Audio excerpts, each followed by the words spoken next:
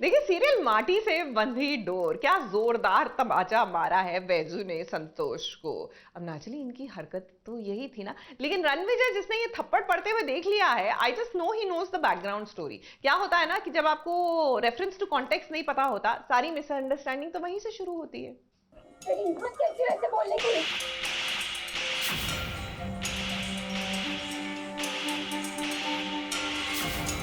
हिम्मत कैसे हुई ऐसे बोलने की?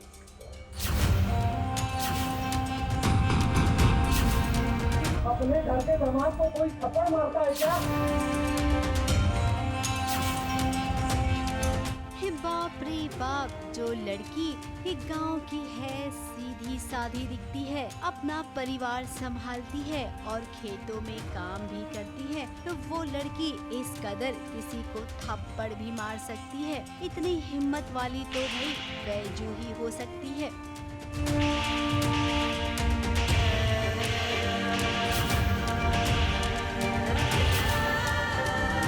बैजू, मुझे छोड़ दो, जाने दो।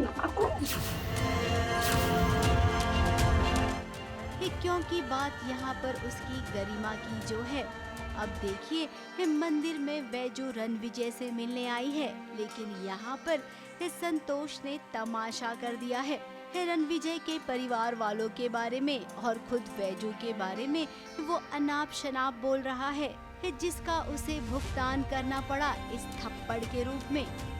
हाँ, आप सभी जानते हैं संतोष जो कावेरी ताई का पति है, उसके साथ थोड़ी सी नोकझोंक होने वाली है और कुछ तमाशा भी होने वाला है। वो कुछ हद छोड़ के बोलेगा और वही जो थप्पड़ लगा देगी। अब रणविजय ने अपनी आंखों से सब देखा कि बैजू थप्पड़ मार रही है संतोष को। अब यहाँ पर संतोष ना खेल खेल गया कि घर के जमाई की कोई ऐसी इज्जत करता है। संतोष ने ये बात कही तो कहीं रणविजय के दिल में ये ख्याल तो नहीं आया कि वो भी तो इस घर का जमाई बनेगा अगर बैजू के साथ उसकी शादी हो गई। अरे बैजू, मैं तुम्हारा जीजा हूँ, तूने मुझे थप्पड़ कैसे मारा?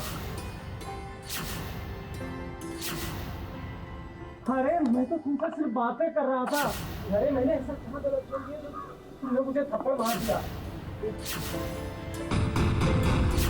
अरे अपने घर के दामाद को कोई थप्पड़ मारता है क्या?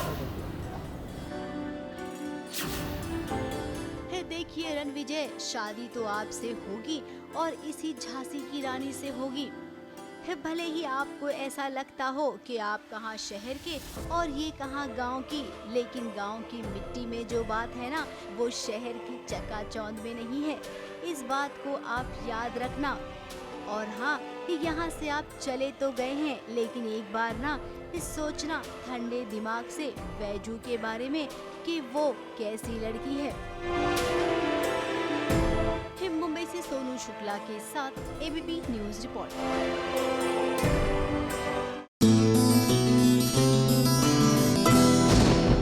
सीरियल कृष्ण मोहिनी, जी हाँ, यहाँ कृष्णा और आर्यमन की शादी तो जैसे तैसे हो गई। तब तो कोई प्यार नहीं था, लेकिन तब प्यार नहीं था डजंट मीन अब प्यार नहीं हो सकता ना। अब जैसे जैसे इनके जुदा होने का टाइम आ रहा है, इनके मन में भी प्यार उमड़ रहा है। अब देखिए ना, वट सावित्री की पूजा हो रही है और आर्यमन जितनी प्यार भरी निगाहों से कृष्णा को देख रहे हैं। हाय, इनको तो प्यार हो ही गया।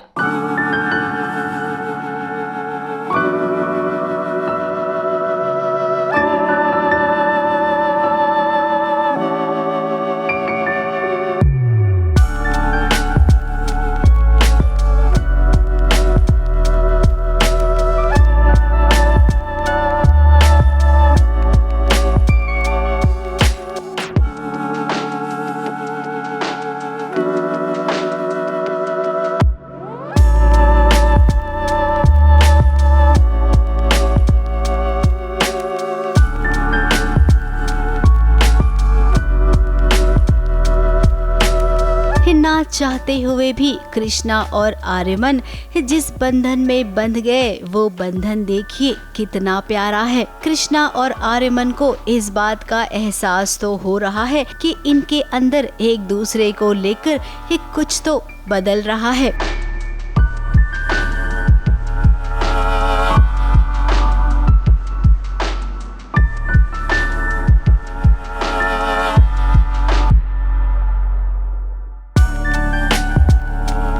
वो क्या बदल रहा है वो भी बहुत जल्द पता चल जाएगा। लेकिन आज जब कृष्णा को तैयार होना है, 16 श्रृंगार करना है, तो उसके लिए ये बहुत ही मुश्किल घड़ी है। अब दादी ने जिम्मेदारी दी है कि घर की बहू है तो साज श्रृंगार में कोई कसर नहीं छूटनी चाहिए।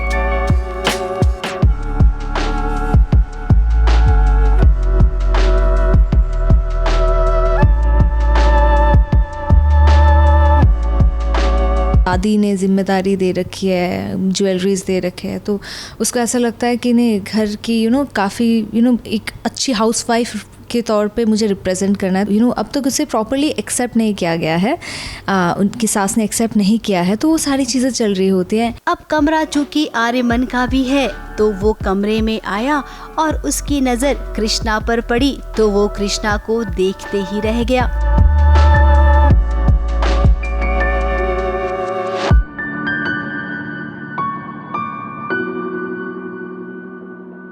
कोशिश की उसने कृष्णा की मदद करने की, लेकिन वो क्या है ना कि कृष्णा को देखने में वो कुछ इस कदर गुम हो गया कि काम अधूरा रह गया।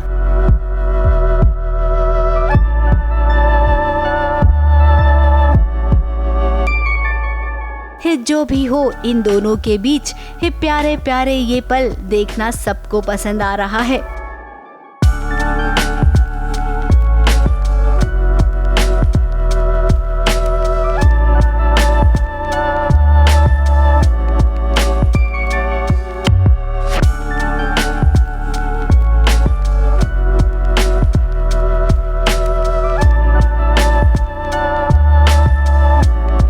आर्यमन हेल्प करने की कोशिश कर रहा होता है एंड जो अनसेट फीलिंग्स है दोनों के मन में कुछ ना कुछ चल रहा होता है, दोनों को रियलाइज नहीं होता कि क्या चल रहा है उनके मन में। वहीं दूसरी ओर एक कृष्णा का भाई मोहन, जिसके अंदर वो भावनाएं आने लग गई हैं। गांव में उसने अपनी भावनाओं को छुपा रखा था, लेकिन अब वो अपनी भावनाओं को धीरे धीरे बाहर ला रहा है। देखिए कैसे दुपट्टा ओढ़ रहा है, कानों में झुमका पहन रहा है, माथे पर बिंदी लगा रहा है। अब कृष्णा तो जानती है कि मोहन को क्या हो रहा है, लेकिन वो जमाने के सामने ये बात लाना नहीं चाहती है। अब मोहन चाहकर भी अपनी इच्छाओं को सबके सामने नहीं ला सकता है। वट सावित्री की पूजा में कहीं अगर सबके सामने मोहन का राज खुल गया तब क्या होगा? कृष्णा इसी बात को लेकर परेशान रहती है। अब जैसा कि सीरियल की कहानी है कि कोई न कोई ड्रामा तो होगा, तो वो ड्रामा क्या होगा ये भी हम आपको जल्द ही बताएंगे। ABP news report.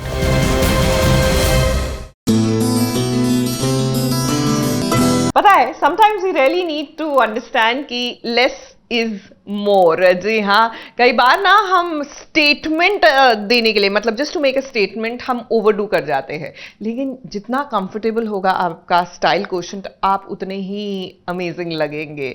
और जरूरी नहीं है हर जगह ड्रामा हो। अब देखिए ना, अनुपमा में डिम्पी की हो रही है संगीत की सेरेमनी और यहाँ पर ड्रामा ना हो सकता नहीं।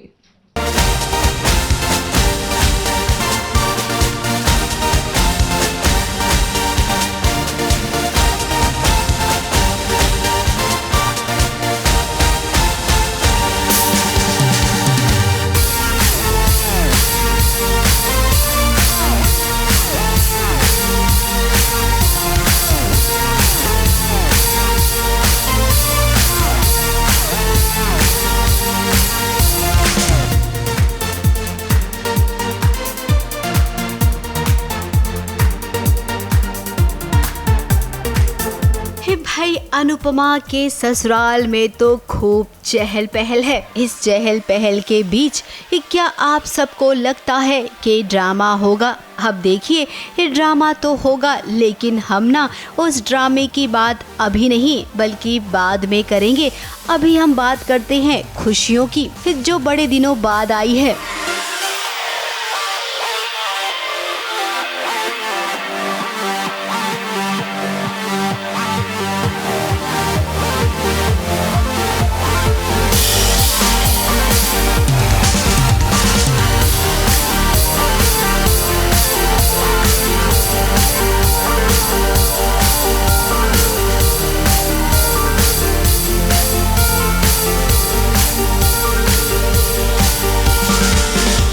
का माहौल है, शादी का माहौल है, जैसा कि आप सब देख सकते हैं। आज हम संगीत सेलिब्रेट कर रहे हैं और जब घर में शादी होती है तब ऑब्वियसली बहुत सारा चहल पहल होता है, बहुत सारी मस्ती होती है, बहुत सारी एंजॉयमेंट होती है, पूरी फैमिली साथ में आती है। तो आप देखेंगे, और बाय द वे ये अनुपमा है तो यहाँ पे सिर्फ नाच गाना, शादी और अच्छी अच्छी चीज़ें तो नहीं होगी, डेफिनेटली कोई ना कोई ट्विस्ट भी होगा, ये तो आप जानते ही हैं। डिम्पी और तपिश की शादी होने वाली है तो आज संगीत का माहौल है।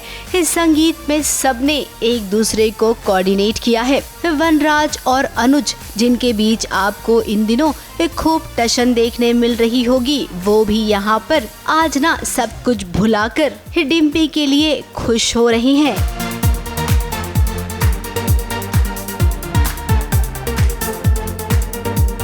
तो वहीं बा को देखिए जो अपने ही अंदाज में हमेशा की तरह कहर ढा रही हैं।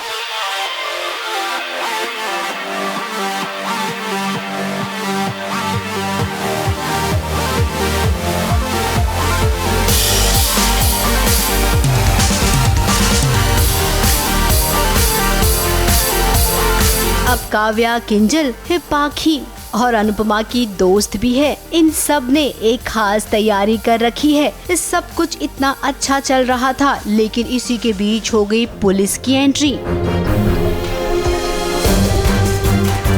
पुलिस यहाँ पर आई है डिम्पी को गिरफ्तार करने के लिए। हम आपको अरेस्ट कर रहे हैं। एब्सोल्युटली ड्रामा होगा, और ड्रामा इतना ज़्यादा ज़बरदस्त और ज़ोरदार वाला ड्रामा होगा ना, जो आपने कभी इमेजिन नहीं किया होगा। सो यही तो खासियत है हमारे राइटर्स, ऐसा कोई स्टोन अनटर्न नहीं छोड़ते जहाँ पर वो अपने ऑडियंस को एंटरटेन ना कर पाए, एंड हम एज एक्टर्स वो एंटरटेनमेंट आप तक पहुँचाते हैं। सो या you're in for a big surprise। आखिर डिम्पी ने ऐसा क्या कर लिया है? अब डिम्पी ने भाई चोरी की है, वो भी एक नहीं दो। इन्होंने तपिश की नींद उड़ाई है, चैन चुराया है और दिल पे डाका डाला है। तपिश की नींद चुराई है, उसका होश उड़ा दिया है, तो इसीलिए पुलिस आई है उसे गिरफ्तार करने के लिए।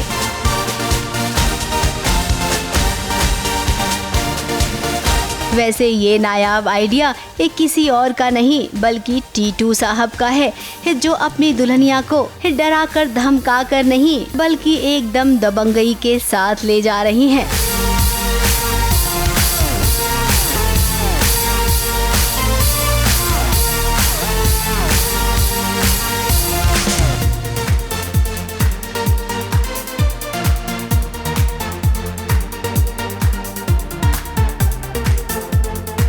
इस सेट पर डिम्पी और टीटू की परफॉर्मेंस ने तो आग ही लगा दी है। आज देखिए हर कोई खुश है, लेकिन इस खुशी के पीछे गम भी आने वाला है। जब खुलासा होगा टीटू उर्फ तपिश के पास्ट का, तब क्या होगा? ये शादी होगी या फिर टूट जाएगी? वैसे आपको लग रहा होगा कि परिवार के सब लोग हैं तो अनुपमा कहाँ है? अरे भाई, अनुपमा अपने असल परिवार के साथ छुट्टियां मनाने गई हैं। मुंबई से शिवानी सिंह के साथ एबीपी न्यूज रिपोर्ट।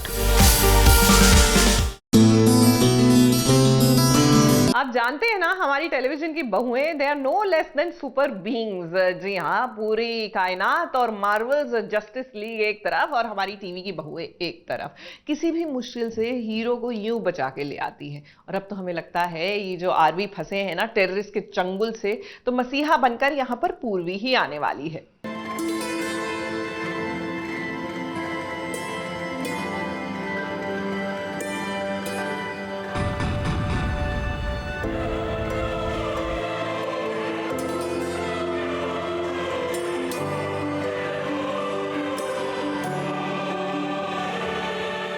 वो आ गई, देखो वो आ गई, पूर्वी मसीहा बनकर आ गई है। और जब बहू ऐसे मुसीबत की घड़ी में आती है, तब समझ लो कि मुसीबत उसे देखकर कोसों दूर भागने वाली है। पूर्वी पहुंच गई है पुलिस बेस पर, जहां उसकी बात आरवी से हुई। हालांकि पूर्वी कहीं ना कहीं पुलिस के काम में अड़चन पैदा कर रही है, लेकिन क्या है कि अगर बहू आएगी नहीं तो टेररिस्ट वाली मुसीबत जाएगी नहीं। मुझसे पूछ रहे हो मैं यहाँ क्यों आई हूँ? तुम बता, तुम वहाँ क्या कर रहे थे? ऑफिस में जगह नहीं थी मीटिंग करने के लिए। हम क्यों आए यहाँ पे मीटिंग करने के लिए? क्या था ये सब? आप जानते हैं हम यहाँ कितने बड़े मामले को सुलझाने की कोशिश कर रहे हैं। वीडियो बोल रहे हैं? क्या है सब? हाँ, आप ऐसे किसी से ही बात नहीं कर सकती हैं। फ़ोन पे मेरी ज़रूर बात हुई है पूर्वी से, और वो एक मोमेंट होता है जहाँ पे जो ये टेररिस्ट होते हैं वो देखते हैं कि ये बॉदर्ड क्यों हैं पूर्वी की आवाज़ सुन के, जो आरवी हो जाता है, और उनको कहीं ना कहीं शक हो गया है कि यार ये शायद इसके लिए ये लड़की इंपॉर्टेंट है, और ये लड़की इसके लिए इंपॉर्टेंट है, तो ये हो सकता है वो लोग उसको कैप्चर करने की कोशिश करें या उसको एज अ लेवरेज यूज़ करने की कोशिश करें, उसको बंदी बना के यहाँ ले आए। तो ये देखना भी इंटरेस्टिंग रहेगा। आरवी और पूर्वी की बात तो हो गई, लेकिन पूर्वी को पुलिस कैंप से जाने के लिए कह दिया गया है, मगर हो सकता है इसका फायदा टेररिस्ट उठाएं ताकि वो अपनी मांग पूरी कर सकें।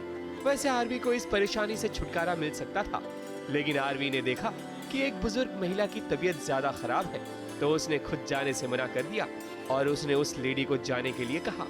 आतंकवादियों को हंसी आती है कि इस जनाब को तो अपनी जान की फिक्र नहीं है। सिचुएशन से निकलना तो बहुत ही मुश्किल है, बट हाँ एक मौका ज़रूर मिला था आरवी को यहाँ से निकलने का, लेकिन उसने उस मौके को गंवा दिया क्योंकि उसने देखा कि एक बुज़ुर्ग औरत हैं जिनको चोट लगी है, अगर उनको पहले मेडिकल एड पहले मिल जाए तो अच्छा रहेगा, और उसके मन ने ये अलाउ नहीं किया कि वो खुद जाए और उनको ऐसा छोड़ दे, क्योंकि आरवी है ही ऐसा। जबकि आरवी को भी बहुत पिटी है, उसको भी चोट लगी थी, लेकिन वो चाह रहा था कि पहले उनकी बुजुर्ग लेडी की जो है मेडिकल एड हो, उनकी हेल्प हो जाए। मगर आरवी अब डरने की बात नहीं, क्योंकि पूर्वी कुछ न कुछ जरूर उपाय निकालेगी और आपको इस दलदल से जरूर बाहर निकालेगी। मुंबई से सोनू शुक्ला के साथ एबीपी न्यूज रिपोर्ट। देखिए सीरियल सुहागन में ना बिंदिया और क्रिश की जान जो है वो खतरे में है। अब खतरे में तो उनकी जान होगी ही और होनी पड़ेगी ही, क्योंकि सीरियल में लीप जो आना है और बिंदिया और क्रिश के ट्रैक के बाद नए चेहरों के साथ कहानी को आगे बढ़ाना है। 1 2 3 go 1 2 3 go।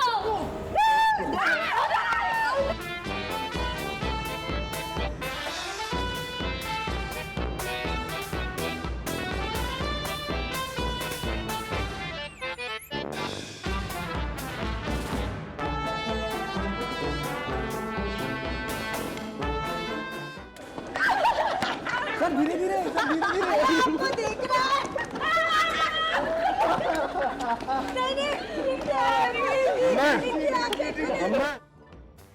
हे बचपन में जो खेल खेला करते थे, भाई आज देखिए इस सुहागन सीरियल के कलाकार वही वाला गेम खेल रही हैं।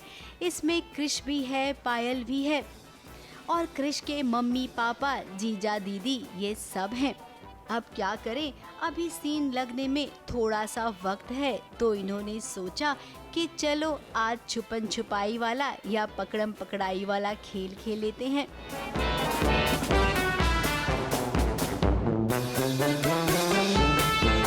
अब समय समय पर ये बचपन वाला खेल खेलने से बहुत ही राहत मिलती है। ये शूटिंग तो रोज होती ही है। अब इन्हें देखिए ये कितने बड़े हो गए हैं, लेकिन आज ये खेल खेलते देख ऐसा लग रहा है कि ये सब अपने बचपन के दिनों में चले गए हैं। आपको देख रहा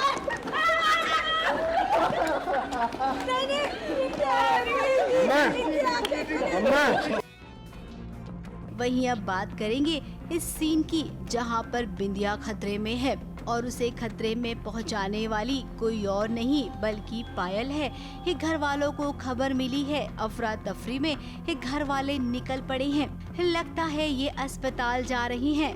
अब रास्ते में ये ट्रैफिक भी बहुत ज्यादा है। अब ट्रैफिक है या करवाई गई है ये तो आपको पता चल ही जाएगा। फिलहाल बिंदिया की जान खतरे में है और वहाँ पर एक क्रिश भी पहुँचेगा तो उसकी भी जान खतरे में है। अब कृष्णा और बिंदिया को भगवान के पास पहुँचाना है तो ये तैयारी उसी की है। ABP news report.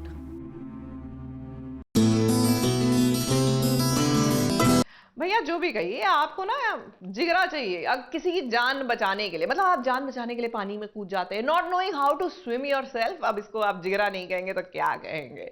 अब देखिए ना, साइली जो है क्रिश को बचाने के लिए वो पानी में कूद गई। खुद तैरना आता नहीं लेकिन बचा लिया क्रिश को उसने या सचिन ने, ये बात और है। लेकिन इसके बाद जो इनकी नोक झोंक शुरू हुई, आहा, मजा आएगा आपको भी देखकर।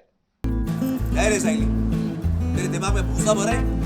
तेरे को समझ नहीं आता है कि नदी के पास जो पत्थर रहते हैं वो चिकने रहते हैं। तेरे को तैरना आता है? तैरना आता है तेरे को? नहीं आता है ना, तो फिर काय को गई तू उधर? अरे यही सब जगह पे ना मगज का इस्तेमाल करने का रहते हैं। कुछ हो जाता तो क्या करते अपन?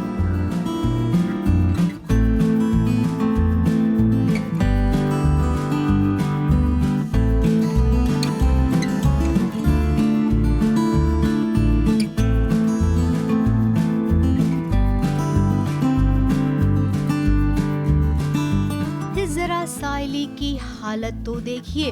इस साइली की ऐसी हालत देखकर सचिन हैरान परेशान हो गया है। अब इसकी एक वजह है।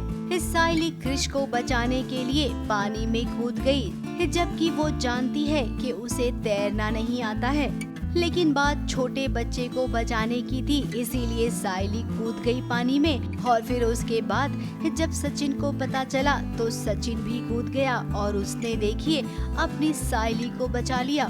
क्रिश जो है वो लेक के पास एक्चुअली गिर जाता है और उसको बचाने के चक्कर में जाती हूँ। जिसको स्विमिंग नहीं आती बाय द वे, वो किसी और की जान बचाने जाती है। तो मैं भी डूबती हूँ, क्रिश भी डूबता है और हम दोनों को डूबते हुए देख सचिन हमें आता है बचाने के लिए। सचिन ने मुझे बचाया और मुझे डांट रहा है कि यार तेरे दिमाग में जगह, मतलब you are not using your brain correctly और व्हाट, कि तू ऐसे ही डूब गई, तुझे पता नहीं है, तुझे स्विमिंग नहीं आती और तू डूब के किसी और की जान बचा रही है। आज शायद दोनों को ही इस बात का एहसास हुआ कि इन दोनों के बीच कुछ तो ऐसा जरूर है, क्योंकि दोनों के मन में एक डर था कि कहीं हम जुदा तो नहीं हो जाएंगे। अब सचिन साइली को डांट रहा है, उसकी डांट में भी प्यार है और ये बात नजर आ रही है कि कहीं न कहीं इस सचिन इस साइली को बहुत प्यार करने लग गया है। Sachin and Saili are feeling, मतलब स्पेशली साइली, आई थिंक कि फर्स्ट टाइम सचिन ने उसकी जान नहीं बचाई है, जो कि बहुत बार बचा ली है, बट ये फर्स्ट टाइम है कि सचिन को बहुत ही कंसर्न्ड वे में उसने देखा कि सचिन बहुत ही स्ट्रेस में आ गया था कि साइली को क्या हो गया। एंड समवेयर आई थिंक कि सचिन फील्स रिस्पॉन्सिबल कि साइली को क्या हो गया, व्हाट इफ शी डाइज। तो एक फील देख के ही Saili directly she hugs him and she is like कि thank God you were there to save me, otherwise I would have died. And वही एक first eye to eye connection हो रहा है। Somewhere I know what the feeling is and I am just going with the flow. जो हो रहा है जैसे हो रहा है होने दे रही है। अब साइली की तरफ से भी प्यार तो है। अब आजी भी यहाँ आ गई है। फिलहाल अब मामला सुलझ गया है, लेकिन इसके बाद वापस ऐसा हो सकता है कि ये दोनों फंस जाएंगे और इस बार तो इनका रोमांस पक्का वाला होने वाला है।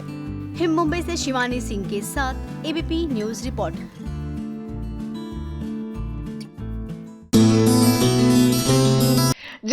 जय हो पंडित जी की। जी हाँ, जो काम कोई और नहीं कर पाया वो शादी के मंडप में पंडित जी ने कर दिखाया। अनिरुद्ध को बता दिया कि देखो भैया, तुम पहले से ही शादीशुदा हो। झनक से तो अब ये अर्शी से जो शादी करने का आप ढोंग कर रहे हैं ना, कर नहीं सकते, इल्लीगल है ये।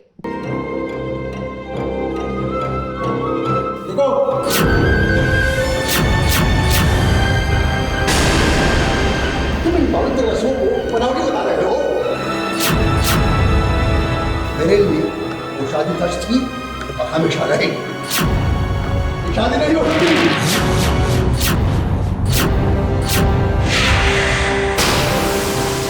चले जाओ मेरे मंदिर से।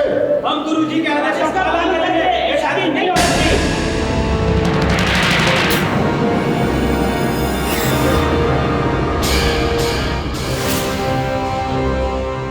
वाह पंडित जी वाह, तुसी ग्रेट हो। आज अनिरुद्ध और झनक के तमाम फैंस के दिल से बस पंडित जी के लिए यही दुआ निकलेगी, क्योंकि एंड मौके पर पंडित जी की याददाश्त कुछ इस कदर आ गई कि ये शादी नहीं हो रही है। मेरे लिए वो शादी फर्स्ट थी और हमेशा रहेगी। ये शादी नहीं हो सकती।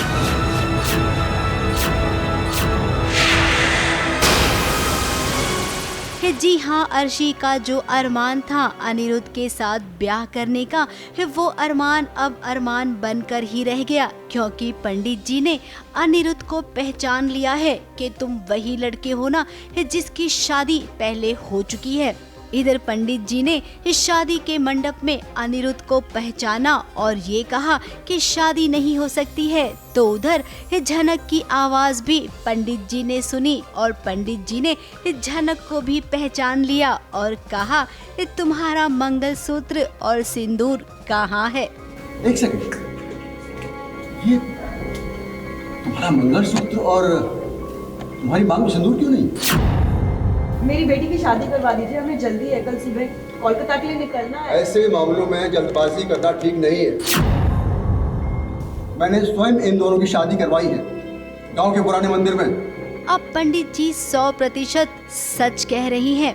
झनक और अनिरुद्ध ने भले ही दुनिया को दिखाने के लिए ये शादी की हो, उनकी नजरों में ये शादी नकली हो, लेकिन पंडित जी भी सच कह रही हैं। उन्होंने शादी के मंत्र असली वाले पढ़े थे, तो इस हिसाब से ये दोनों पति पत्नी हैं। तुम्हारे पास कानून के कागज है कि तुम्हारा तलाक हो चुका है? पंडित जी, जब शादी सच्ची नहीं थी तो तलाक किस वक्त का? बस, कानून की नजरों में तुम दोनों पति पत्नी हो।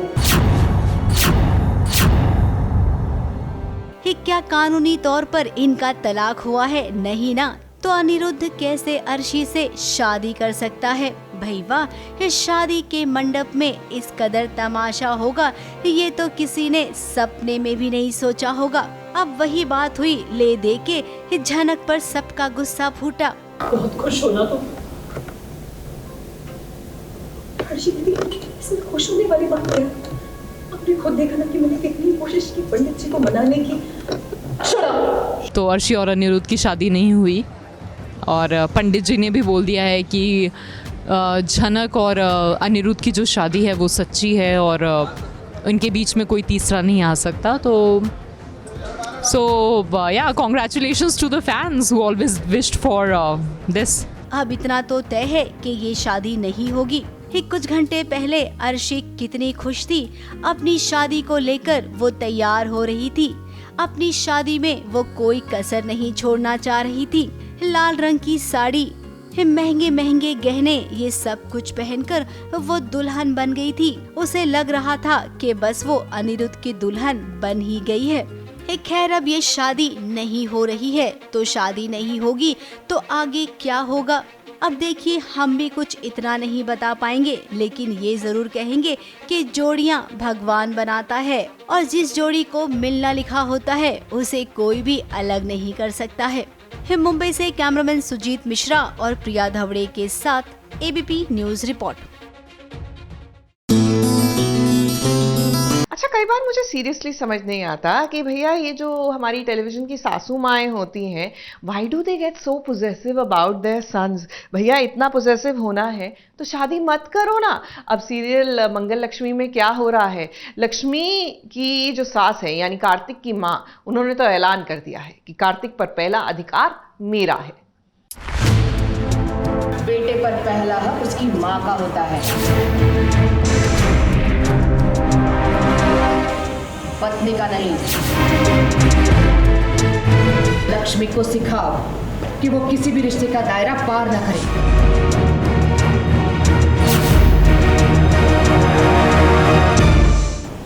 उसे बहू के रूप में ढलना होगा, मंगल तुम्हारी तरह बनना होगा। मौसी जी, रिश्तों के मामले में ज्यादा समझ लक्ष्मी को है। मान और स्वाभिमान की लड़ाई सिखाएगी मंगल, वो भी लक्ष्मी को, क्योंकि अपने स्वाभिमान से कभी भी समझौता नहीं होना चाहिए, जो मंगल तो नहीं कर पाई लेकिन वो चाहती है कि लक्ष्मी जरूर सीख ले। शादी के बाद लक्ष्मी को लगा था कि उसे सासू माँ गायत्री से माँ का प्यार मिलेगा, लेकिन अभी तक उसे जिसकी तलाश है वो मिला नहीं, बल्कि उसके बदले सिर्फ और सिर्फ आंसू मिल रहे हैं। बेटे पर पहला हक उसकी माँ का होता है, पत्नी का नहीं। लक्ष्मी को सिखाओ कि वो किसी भी रिश्ते का दायरा पार न करे। उसे बहू के रूप में ढलना होगा, मंगल तुम्हारी तरह बनना होगा। एक माँ की हमेशा से यही दुविधा होती है कि शादी के बाद कहीं बहू उसके बेटे से जुदा न कर दे। इसलिए तो गायत्री लक्ष्मी को ये वार्निंग दे रही है कि कार्तिक पर सबसे पहला हक उसका है, ना कि लक्ष्मी का। हालांकि लक्ष्मी भी रिश्तों की मर्यादा को समझती है, उसे भी रिश्तों की समझ है, पर गायत्री को लगता है कि लक्ष्मी को अभी बहुत कुछ सीखना है और उसे किसी भी तरह मंगल की तरह बनना है। इस मतलब कि मंगल कैसे संवारेगी लक्ष्मी अपने अनुभव से लक्ष्मी की ज़िंदगी, क्योंकि लक्ष्मी एक अलग इंसान है, मेरी बहन भले ही है, और कहीं ना कहीं मैं भी उसको यही बोल रही हूँ कि तुझे उनका मान भी रखना है और अपना स्वाभिमान भी। तो कहीं ना कहीं जो स्वाभिमान की लड़ाई मंगल ने अपनी ज़िंदगी में कभी नहीं लड़ी और सोचा भी नहीं, मगर वो लक्ष्मी के लिए चाहती है कि वो अपने स्वाभिमान से समझौता ना करे। तो वो एक असमंजस है जिसमें मैं गायत्री मौसी को ये भी कहती हूँ कि लक्ष्मी को रिश्तों की समझ मुझसे ज़्यादा है। मंगल इस सिचुएशन को समझ रही है, इसलिए वो दोनों साइड से संभालने की कोशिश कर रही है, और होगा भी यही कि जब भी लक्ष्मी को आँच आएगी मंगल उसे जरूर बचाएगी। मुंबई से शिवानी सिंह के साथ एबीपी न्यूज रिपोर्ट।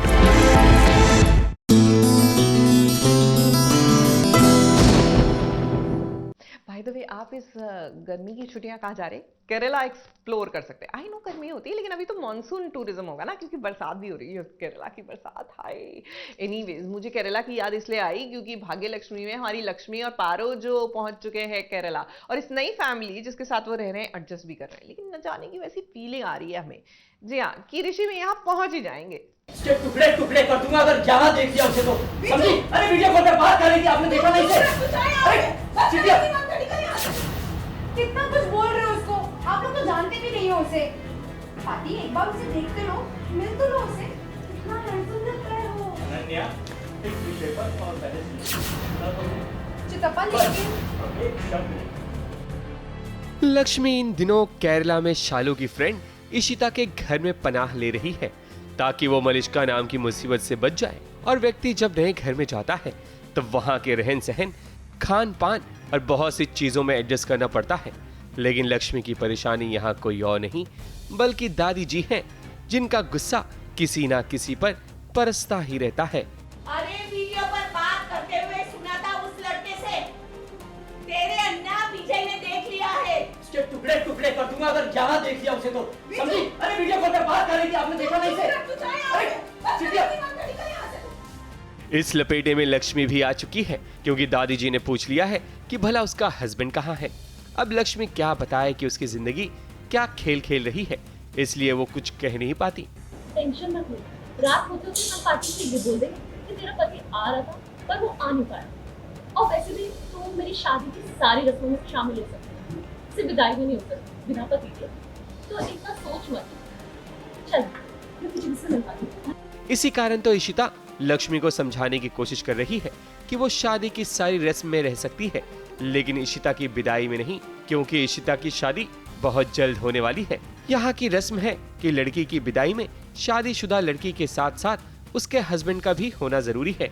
लक्ष्मी के लिए तो ये इम्पॉसिबल लग रहा है, लेकिन लक्ष्मी को क्या पता कि उसके पीठ पीछे क्या चल रहा है। पारो तो फोन पर ऋषि से बात कर रही है, और कहीं ना कहीं ये आभास हो गया है कि ऋषि केरला जरूर आएगा। फोन चालू होने के कारण लक्ष्मी को ट्रैक भी किया जा सकता है।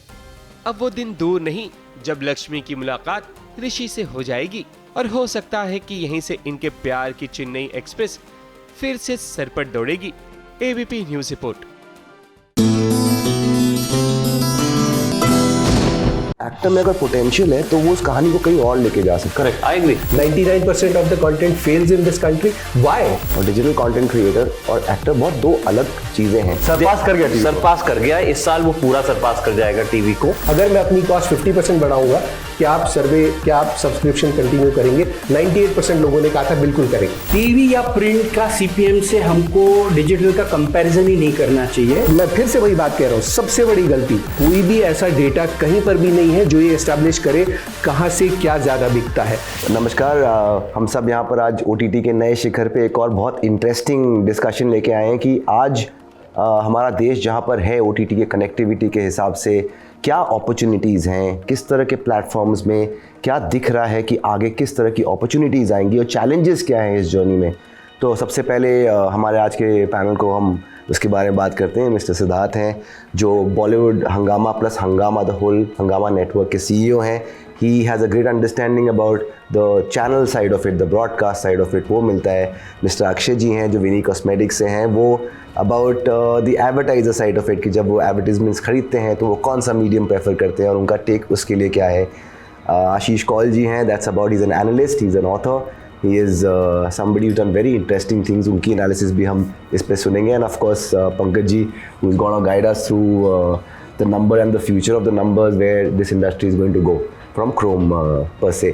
तो सबसे पहले जो मेन क्वेश्चन आता है हमेशा कि आज जो बूम आ रही है यहाँ से हम बहुत चीज़ें देख रहे हैं कि हम जियो सिनेमा पे अभी ऐसे IPL आया डिस्कशन वाइज कि एक चीज़ जो ऑलरेडी पेड थी वो फ्री हो गई, वो अब यहाँ से आगे किस तरीके से ये बिजनेस एज अ बिजनेस पर से कैसे जाने वाला है। सो अपॉर्चुनिटी तो बहुत इमेंस है जो ग्रोथ इंडिया में हो रही है, द अपॉर्चुनिटी जो हम सामने देख रहे हैं in terms of advertising revenue जो डिजिटल मीडिया में ऑलरेडी आ रहा है as per the reports between 50 to 60,000 crores roughly is the advertising revenue that's coming towards digital media. This includes everything, AVOD, SVOD, display, everything on digital. And just to understand, how close is this to TV? TV is at about 50,000 crores. Yeah, so Sarpass कर गया TV को. सरपास कर गया, इस साल वो पूरा सरपास कर जाएगा टीवी को।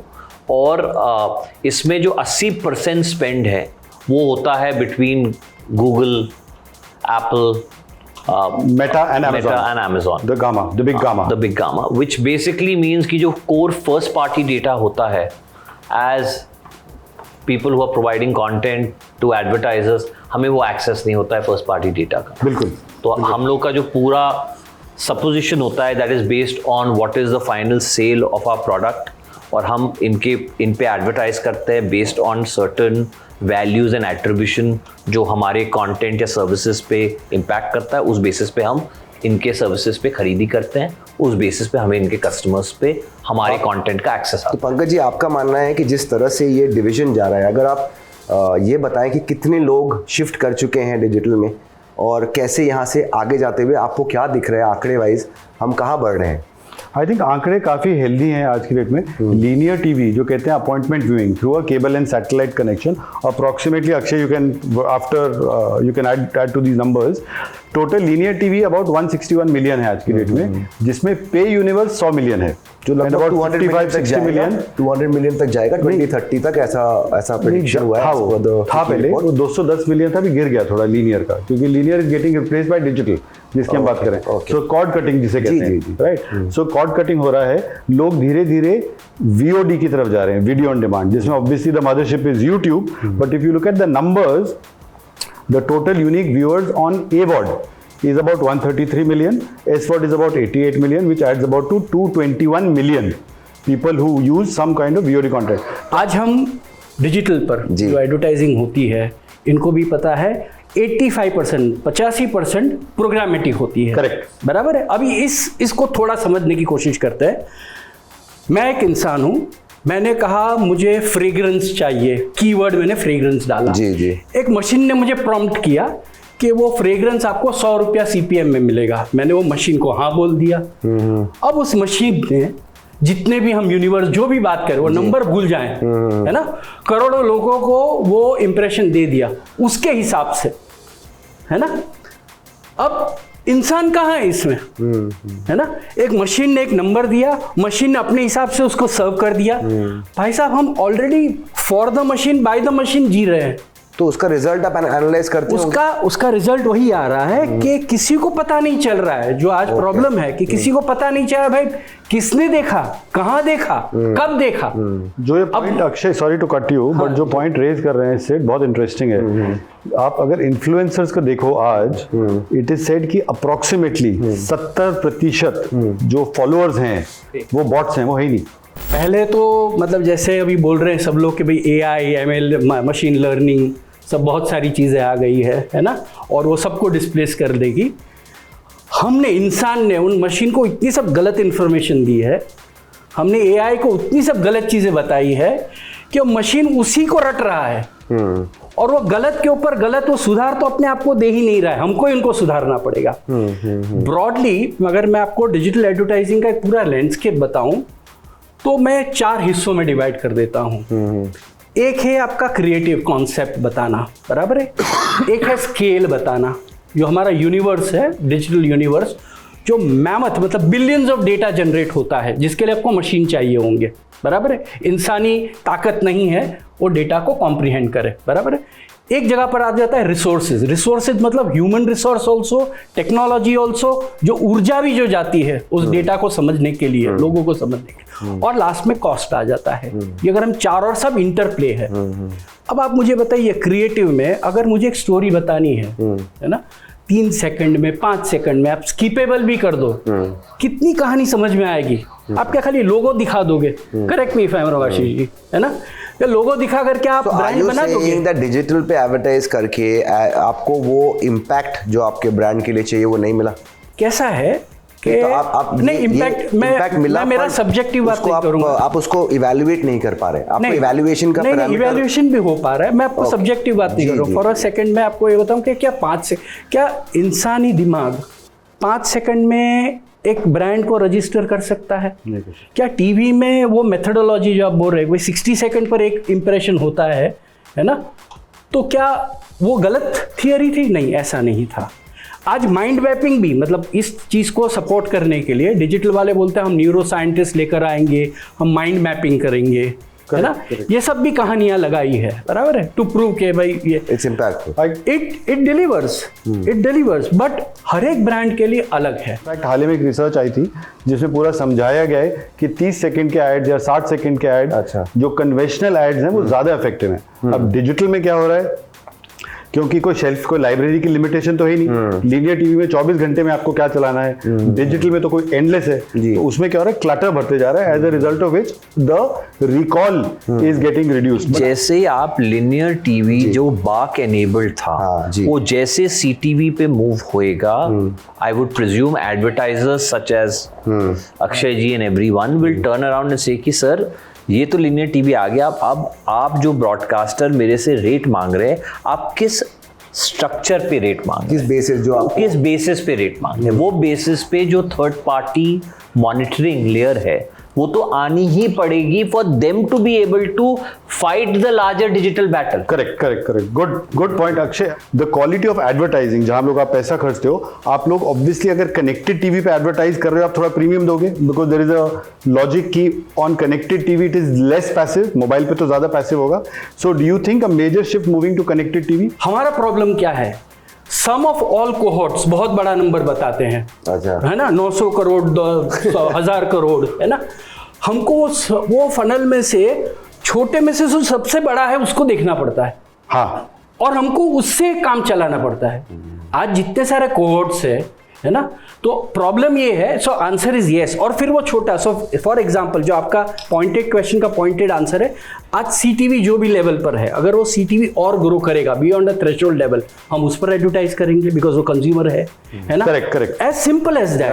पंकज, और कोई अरिथमेटिक नहीं है। एज एन एडवर्टाइजर जहां कंज्यूमर जाएगा वहां पे आपको रहना है। Exactly, correct. Third party measurement for digital कितनी जरूरी है एज अ करेंसी, क्योंकि हम भी मेजर कर रहे हैं और लोग भी कर रहे हैं, बट एज अ करेंसी अगर इंडस्ट्री बॉडी होती है तो एक करेंसी बन जाती है।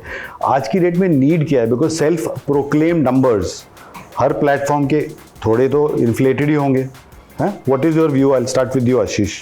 देखिए, ये जो द मेथडोलॉजी जो हम लोग यूज़ करते हैं इसमें, और इसको अगर आप पीछे लेके जाएं तो ये सबसे पहले कहाँ से स्टार्ट हुआ हमारे यहाँ? कभी इसके लिए कोई मेथडोलॉजी बनी ही नहीं थी। हमने सिंपल टेलीकॉम को उठाया, उसको हमने रेट्रोफिट करना स्टार्ट कर दिया।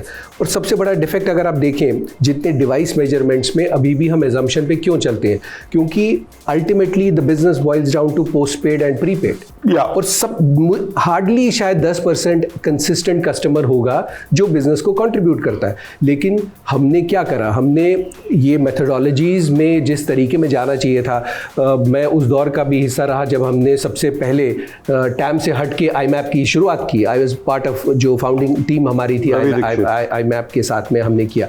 बट प्रॉब्लम ये नहीं है, प्रॉब्लम ये है हिंदुस्तान जैसी कंट्री के लिए आप किस तरीके का, आप क्या करना चाह रहे हो। हम लोग इनोवेशंस ला रहे हैं डिलीवरी में, बिजनेस मीडिया का है, इनोवेशंस डिलीवरी में आ रही हैं, वहीं पे सबसे बड़ा डिफेक्ट है। एज एन एडवर्टाइजर मैं हमेशा से ह्यूमन एलिमेंट को काउंट करता हूं। वो जो डेटा मेरे पास आता है, मुझे पता है ये डेटा, क्योंकि कोई भी ऐसा डेटा कहीं पर भी नहीं है जो ये एस्टैब्लिश करे कहां से क्या ज़्यादा बिकता है। ये हम अपने दिल बहलाने को गालिब ये ख्याल अच्छा है, हम लोग रेट्रोफिट करते हैं।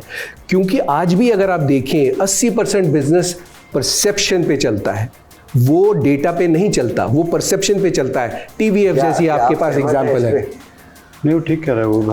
अब जैसे जो हम लोग देखते हैं कहीं पे, अब मर्सिडीज है, वो कौन सा डेटा देखेगा आप मुझे बताइए। अब हमारे यहाँ जो सैंपल साइजेस है, चीजें है ना, मर्सिडीज का एग्जांपल जो आप दे रहे हैं, आप सहमत हैं as a advertiser with this line? जैसे मैं एडवर्टाइजर की मैं बात करूँ, अगर हमने परसेप्शन जितने हमने मास मीडिया प्रोडक्ट्स, जैसे सपोज मैंने अगर डिसीजन लिया, उसमें बहुत बड़ा एलिमेंट मीडिया प्रोडक्ट का था, डिलीवरी मैकेनिज्म का नहीं था। क्योंकि मैंने जितना देखा, मैं मान के चलता हूं आज जो डिलीवरी मैकेनिज्म है उसमें ये डिफेक्ट है, दूसरे में ये डिफेक्ट है। कोई भी डिलीवरी मैकेनिज्म 1.2 बिलियन पॉपुलेशन को केटर नहीं कर सकता। It's a fallacy. जहां अभी भी हम देखें कुछ साल पहले तक, एक डिकेड पहले तक 60-70% लोगों पे टीवी नहीं था। आज भी अगर आप देखें, हाईली वोलेटाइल मार्केट है सिम कार्ड्स का। आप आज सिम कार्ड लेते हैं, दूसरा लेते हैं, तीसरा लेते हैं। डिलीवरी मैकेनिज्म में ऐसा कुछ भी नहीं है जिस पे आप अपना बिजनेस को बेस कर सके। और मैं फिर से वही बात कह रहा हूं, सबसे बड़ी गलती, आपका बिजनेस क्या है, डिलीवरी मैकेनिज्म का? क्या आप डिस्ट्रीब्यूटर्स हैं, या आप एक फिटमेंट देते हैं एक प्रोडक्ट को कनेक्ट करने के लिए? महाभारत, रामायण कोविड काल में आया, सबसे ज्यादा रेटिंग दिया, लेकिन अगर वो नॉर्मल सर्कमस्टांसिस में आता, क्या उसको कोई देखता? नहीं देखता। वही पुराना, आज से 40 साल पुराना प्रोडक्शन वैल्यूज आज चलता है। क्यों? अब उस पे सबसे फिनोमिनल रेटिंग्स आई उस पे। इंट्यूशन से अगर पेंटिंग बनती है ना तो उसकी वैल्यू है, लेकिन इंट्यूशन से मीडिया प्लान बनता है ना तो उसको कोई रिकॉग्निशन नहीं। इसलिए मैंने आपसे पूछा कि आप परसेप्शन पे बाय करेंगे? नहीं, वो ऐसी बात ही है, परसेप्शन में प्रीमियम ऐड कर सकते हो। पूरा बिजनेस क्या है, पूरा बॉलीवुड परसेप्शन पे टिका हुआ है। अभी तक टिका ही हुआ परसेप्शन। ये भी राइट है, क्योंकि हम डिबेट डिस्कशन कर रहे हैं। Actually it's a mix of both. हाँ, जहां तक सब्सक्रिप्शन और कंटेंट व्यूइंग का सवाल है ना, जो इन्होंने भी कहा कि देयर आर 2 स्ट्रीम्स एक्चुअली देखा जाए। एसवॉट कंटेंट व्यूइंग जो है वो आप इंट्यूटिवली जो क्रिएट करते हो अपने ऑडियंस को समझ के, उसके लिए आपको कोई डेटा साइंस की जरूरत नहीं है, वो ऐसा ही है। ये मोबाइल है ना, ये मैंने ऐसे इसको 30 सेकंड्स में मैंने इधर उसको बैलेंस कर दिया, बराबर है। अब मैं आपको बोलूं कि ये मोबाइल की हाइट इतनी है, लेंथ इतनी है, ब्रेथ इतनी है, इसका सेंटर पॉइंट निकालिए, तो आप एक्सेल करते रहेंगे, कैलकुलेटर पर कैलकुलेशन करते रहेंगे, आपको नहीं मिलेगा। Just ask an assistant, simple, Google बता देगा। हाँ, बट उसको भी वक्त लगेगा। आजकल तो एआई से पता लग जाएगा सब। इनको कंटेंट बनाना है, इन्होंने 5 लोगों को पूछा, उनके ऑडियंसेस को पूछा, और उन्होंने बोला हाँ हमको ऐसा अच्छा लगता है। उन्होंने ट्रायल एरर किया। हम ट्रायल एरर नहीं कर सकते बिकॉज हम एवरी टाइम पे करते हैं, एवरी टाइम मेरा एरर मुझे कॉस्ट करता है।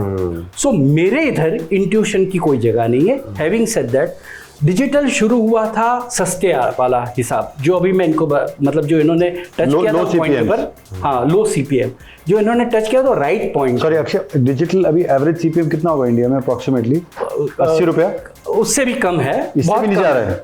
मैं just to explain 2 things, CPM मतलब कॉस्ट पर मिल, मतलब 80 रुपए में आप 1000 लोग तक अपना विज्ञापन पहुंचा सकते हो।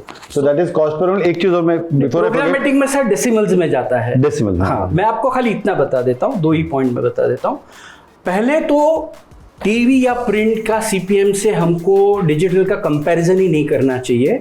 टेक्निकली, एरिथमेटिकली, स्टैटिस्टिकली वो अलग यूनिवर्स है। थ्रेशोल्ड भी डिफरेंट है, थ्रेशोल्ड में मेजरमेंट सारे फैक्टर अलग हैं। आप ये बोलते हो टीवी से वो सस्ता है, कैसे सस्ता है भाई? नहीं सस्ता है ना, कैसे महंगा है? It's a cluttered environment, you are looking at 1000 चीजें स्क्रीन में, वहां पे एक ऐड है, सब कुछ अलग है। सिद्धार्थ, 2 सिद्धार्थ है, दोनों सिद्धार्थ अलग है ना? हाँ, डिफरेंट तो लग रहा है। हाँ, तो देखिए सर, जब कहानियां कहते हैं आपको खाली भाई डेटा के ऊपर और एनालिसिस के ऊपर, तो ये हम लोग ने एनालिसिस को पूरा रॉन्ग डायरेक्शन में लेकर गए। सस्ता सुंदर टिकाऊ, वो सस्ता सुंदर टिकाऊ होना भी नहीं चाहिए था। ओके, कंटेंट का, बट वो अलग कहानी अभी हो गई। कंटेंट पे लोग पैसा हमेशा से देते आए थे, हमेशा से पैसा देंगे, पर वो कंटेंट है कहाँ?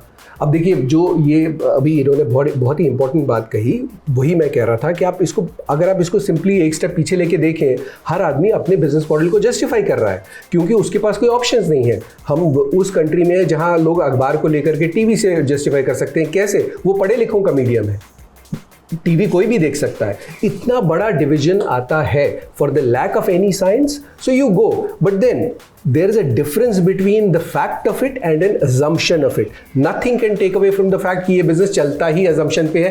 किसका अजम्पशन अच्छा है, किसका बुरा है? तो दुनिया चल रही है, काफी कुछ चल रहा है, पूरा बॉलीवुड चल रहा है, हम अजम्पशन पे नहीं, हम सब एक दूसरे को एब्सोल्युटली रॉन्ग। ये अजम्पशन आपका अजम्पशन हो सकता है, ये फैक्ट नहीं हो सकता। ये अजम्पशन आपका है। हिंदुस्तान को लोग कहते हैं सस्ता मार्केट है, टिकाऊ मार्केट या इफेक्टिव मार्केट नहीं कहते। आज जो हमारे पास डेटा है, ग्लोबल डेटा से आप कंपेयर करो, हिंदुस्तान कहीं नहीं टिकता। हम सिर्फ इसलिए माने जाते हैं कि भाई सबसे सस्ता वॉल्यूम है, सस्ते में कुछ भी खरीद लो। यहाँ पे कोई भी टीवी को कुछ भी चिपका दो। टीवी वाले लोग ओटीटी बना रहे हैं, ओटीटी वाले लोग कुछ भी बना रहे हैं, दिखने में सब एक है। पर आप जब ओटीटी वाले को फिल्म बनाने बोलोगे, फिल्म बनाने वाले को टीवी बनाने बोलोगे, इसके लिए इस इंडस्ट्री में दुनिया की सबसे बड़ी इंडस्ट्री है। क्या किसी को डेटा पे डाउट है कि ये दुनिया का सबसे बड़ा फेलियर है? 99% of the content falls in this country. Why? अगर यहाँ पे डेटा साइंस के इतने एक्सपर्ट्स हैं और डेटा के इतने इफेक्टिव मॉडल्स हैं, मुझे कोई इस बात का जवाब दे, हिंदुस्तान में 1600 फिल्में बनती हैं, 1400 फिल्में फ्लॉप होती है, उस 1400 में रिलीज होने के लाले पड़ जाते हैं 1100 रुपए के। बहुत सारे जस्ट आंसर, बहुत सारे फैक्टर हैं आशीष, बहुत सारे फैक्टर हैं। डेटा तो एक फैक्टर है। प्रॉब्लम यहाँ पे डेटा का क्या है? हम लोगों को अगर सबसे पहले हम डिस्कस, हमको क्या करना चाहिए?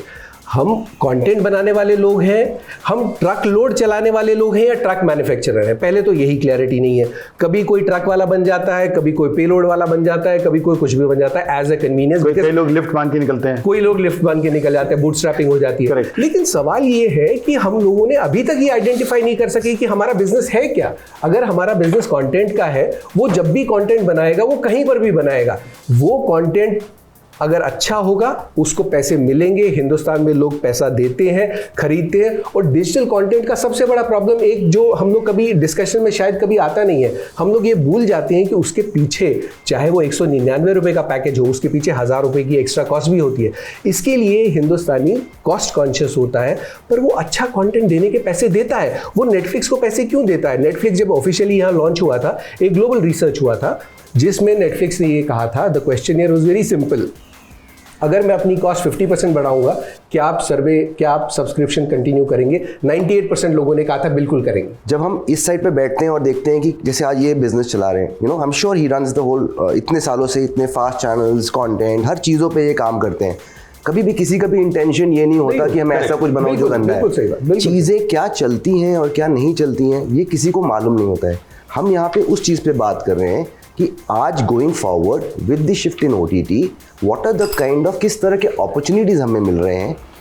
हम अगर ये बात करेंगे कि सब गलत है, ये बेकार है, वो बेकार है, तो आई डोंट नो कि फ्यूचर फिर क्या है। मतलब हम ये बात कर रहे हैं, बिल्कुल सही कह रहे हो, at the core of it, कि हम ये बात कर रहे हैं कि आप राइट इंटेंशन से ऑडियंस को सेकंड गेस किए बिना आप अगर अपनी कहानी दिल से कहोगे तो वो जैसा आप कह रहे हो कि उसके लिए बायर पैसे देगा, बिकॉज बिल्कुल at the end of it सही कह रहे हो, बिल्कुल सही कह रहे हो। आपके पॉइंट ऑफ व्यू से वीडियो बात करते हैं, we'll go back to the 500 million people today who are watching some form of video, yes, digital.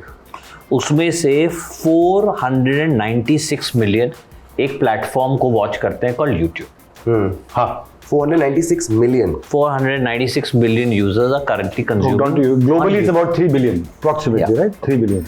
India is one of the largest markets for this business, and YouTube is no longer a destination; it's a platform. आज जब आप जाके उस पे कुछ search करते हो, you can go out and search anything that you want. It could be content driven. From a consumption perspective, हाँ वीडियो चलता है, वो वीडियो आपको fiction, non-fiction सब बताता है.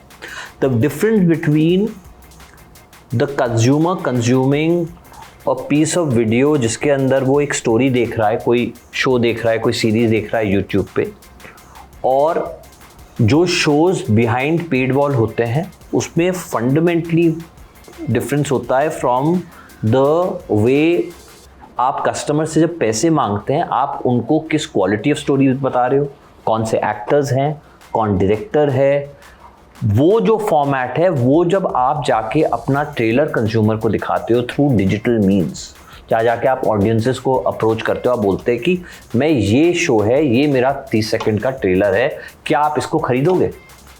वो जब वो कस्टमर क्लिक करता है और आके सामने से पैसे देता है, आज वही चीज़ आप जाके जब पिक्चर हॉल में टिकट लेके पिक्चर देख रहे हो, आप वो कंटेंट को by paying and walking into a picture hall, you are going out and sure. consuming that. Sure. There is a very core analogy ना. आज एक साउथ में एक्टर है कॉल्ड विजय की जब पिक्चर निकलती है, उसका जब थिएट्रिकल होता है, तो आप हिस्टोरिक डेटा से आप बता सकते हैं कि पिक्चर कितना बनाएगी. उसका जब आप मैथ करते हो और आप देखते हो कि वो पिक्चर में कितना प्रोडक्शन गया है, उसकी पिक्चर का ट्रैक रिकॉर्ड है that he has been one of the most successful performer in the medium of Indian cinema. जी. तो फिर आपको मैं इस पे थोड़ा डिफर करता हूँ आपसे कि मुझे क्या लगता है कि ये तो एक एनालिसिस है कि आप उस पर कैसे एक नंबर या फिर जो भी तरीके से आप देखो कि अगर मैं इतना इन्वेस्ट कर रहा हूँ तो प्रोबेबिलिटी की डिस्कशन हो रही है यहाँ पे कि probably because of his past record हम इस तरह का रेवेन्यू एक्सपेक्ट कर सकते हैं. At the end of it but surety तो किसी की है नहीं. It is only about creative work ना. यस, आज आप वही मैं कहना चाह रहा हूं. एक ऑथर है, वो एक किताब लिख रहा है. At the end of it आज ऑथर है, वो किताब लिख रहा है. बाद में कैसे जाएगा और क्या होगा वो आप प्रेडिक्ट नहीं कर सकते. आप एक प्रोबेबल क्या बोलते हैं एस्टिमेशन कर. नो, तो हमारा जो क्रिएटिव रूट है it's based on historic data. हम जब बोलते हैं कि मुझे हिंदी में क्राइम का ड्रामा बनाना है, मैं क्राइम का ड्रामा इसलिए बनाना चाहता हूँ बिकॉज मैंने डिजिटली ये देखा है कि ये मेरा ऑडियंस है, ये मेरा सेगमेंट है. मैं यूपी, ईस्ट, बिहार, छत्तीसगढ़ में ही अपना प्रोडक्ट बेचना चाहता हूँ, वही मैं एडवर्टाइज करूंगा यूजिंग डिजिटल. उसमें क्या होता है, जो ये बोल रहे थे कि from a wastage perspective intention is कि can digital deliver better, be more targeted. तो आप वो मीडियम यूज करते हो. आप मेजर कैसे करते हो? आज मेजरमेंट होता है, एक तो आप ये बोलते हो, जैसे आप बोल रहे हो सीपीएम है, सीपीएम प्रोग्रामेटिक सीपीएम पे नहीं होता. प्रोग्रामेटिक होता है on cost per click and cost per, which is called CPA, cost per acquisition, which is to say जो मटेरियल मैंने बेचा है उसका फाइनल मुझे क्या कॉस्ट करा है. That is the link between being red in the business, आप लॉस बना रहे हो, आप प्रॉफिट बना रहे हो, और आप किस स्ट्रक्चर से आप अपना प्रोडक्ट को कंज्यूमर के सामने रख रहे हैं. मैं डेटा को डेटा कहता हूं, जैसे हम डेटा कहते हैं इसको भी. जब कोई मुझे कहता है कि, और हम तो इतने साल से ये कर ही रहे हैं कि एवरी वीक हमको टेलीविजन में नंबर्स आते हैं, हमें मालूम रहता है कि कौन सा मार्केट हमको देख रहा है, क्या हो रहा है. तो मेरे पॉइंट ऑफ व्यू से आप जो करने निकले हैं वो एक अच्छी कहानी है ना.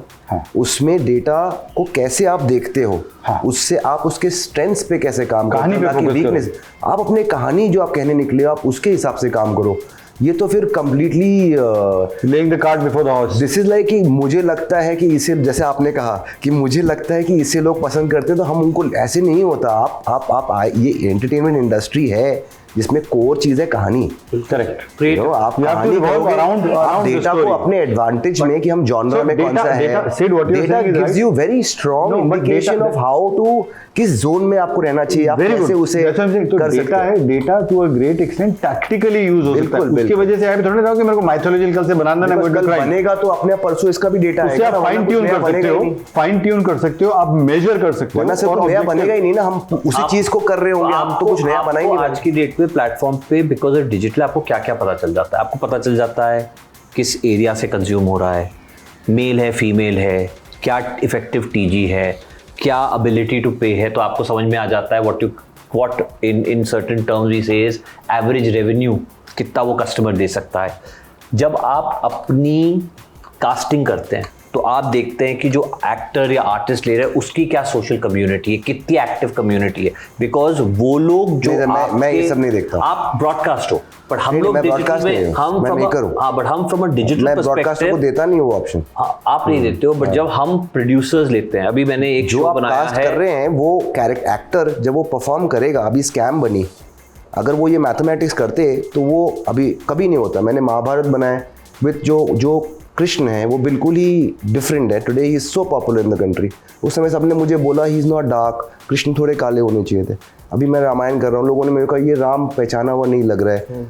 वंस एज एन एक्टर जब परफॉर्म करता है, वो एक्टर में अगर पोटेंशियल है तो वो उस कहानी को कहीं और लेके जा सकता है। Correct, I agree. उसमें ये मैथमेटिक्स पर्सनली मुझे नहीं लगता है कि because he has followers so we should cast him. I don't think that's the right way to. आप क्या करते हो जब आपके पास शॉर्टलिस्टेड आते हैं, क्या होता है कि आपका बिजनेस मॉडल जब लाइन प्रोड्यूसर्स आप एज अ ब्रॉडकास्टर उसको देख रहे हैं, मैं एज अ मेकर जब लाइन प्रोड्यूसर्स हमारे पास आते हैं तो बोलते हैं ये एक्टर, ये स्टोरी में ये कैरेक्टर के लिए हमारे पास 3-4 ऑप्शंस हैं। वो 3-4 जब ऑप्शंस हमारे पास लाते हैं और मेरी क्रिएटिव टीम्स के संग बात करते हैं, all of these soft layers are also looked at, because हम लोग डिजिटल ओनली सर्विस है, हम ब्रॉडकास्ट पे जाते नहीं है। तो उस पे आपको ये सब you have to bring all of this into your mix जब आप वो डिसीजंस ले रहे हैं।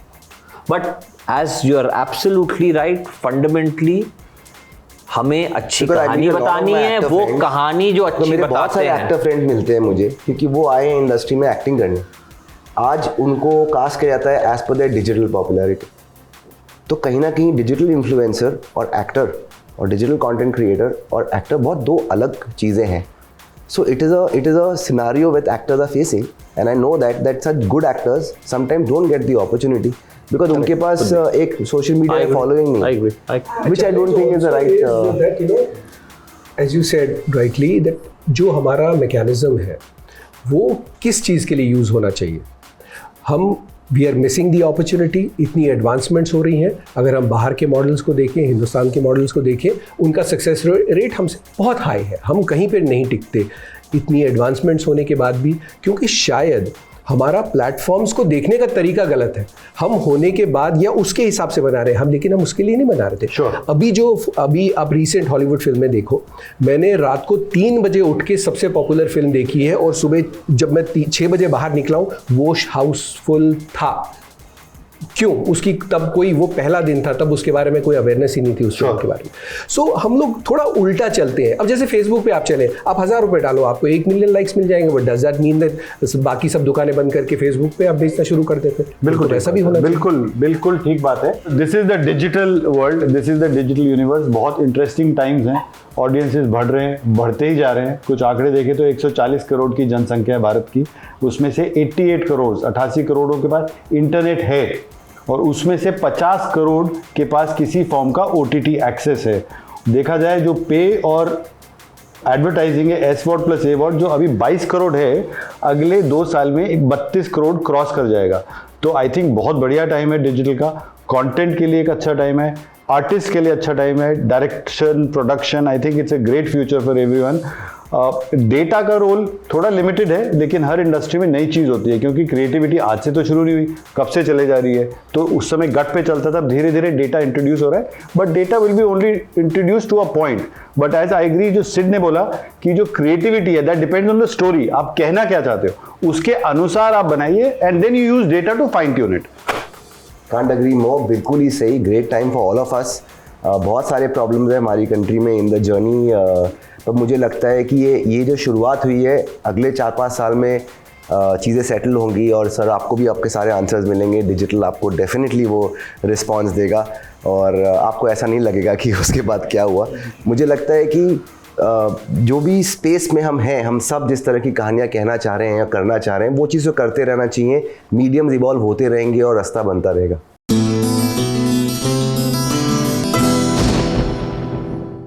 फटाफट खबरों की रेलगाड़ी में अगला स्टेशन है सीरियल मेरा बालम थानेदार।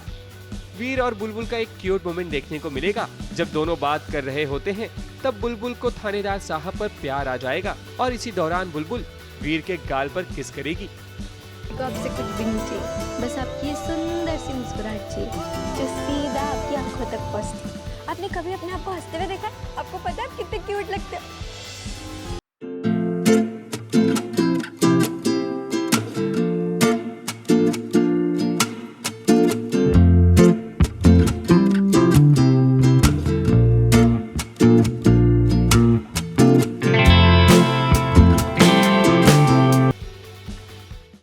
फटाफट खबरों की रेलगाड़ी में अगला स्टेशन है सीरियल डोरी।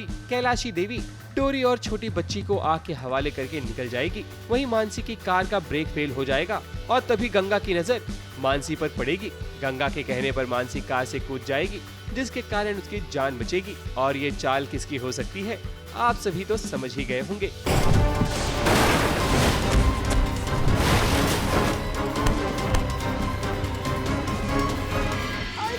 बुराई को जीतने मत देना। पूरी ठकुराइन को सजा दिलवाने के लिए आपको मुझे बचाना ही होगा। मुझे और गुड़िया को इस संकट से निकालना ही होगा आपको। आ गई है फटाफट खबरों की रेलगाड़ी और फटाफट खबरों की रेलगाड़ी में सबसे पहला स्टेशन है सीरियल ये रिश्ता क्या कहलाता है। अरमान के गले में फूलों का हार नहीं बल्कि उसके गाल पर पड़ेगा थप्पड़, और ये थप्पड़ कोई और नहीं बल्कि परनानू जड़ेंगे। उसकी वजह यह होगी कि अरमान को ऐन वक्त में ये एहसास हो जाएगा कि वो रूही से नहीं बल्कि अबीरा से प्यार करता है और ये शादी करने से इनकार कर देगा। अरमान साहब को इससे पहले भी मौका मिला था अपने दिल की बात घर वालों को बता देते, लेकिन कैसे बताते, क्योंकि मेन ड्रामा तो मंडप में होना था। खैर अब रूही का दिल टूट जाएगा और अरमान को रूही की जिंदगी से दूर रहने के लिए बोल दिया जाएगा। अरमान के इस रवैये से पोदार फैमिली की इज्जत भी उछलेगी, जिसके बाद हो सकता है कि अरमान को दादी साह के सामने हाथ जोड़कर माफी भी मांगनी पड़े। मैं अबीरा से प्यार करता हूं। I love her. एक कदम उठाना तो दूर, अब रूही की तरफ एक नजर भी उठाई ना तो हमसे बुरा कोई नहीं होगा। चले जाओ यहाँ से। Get out.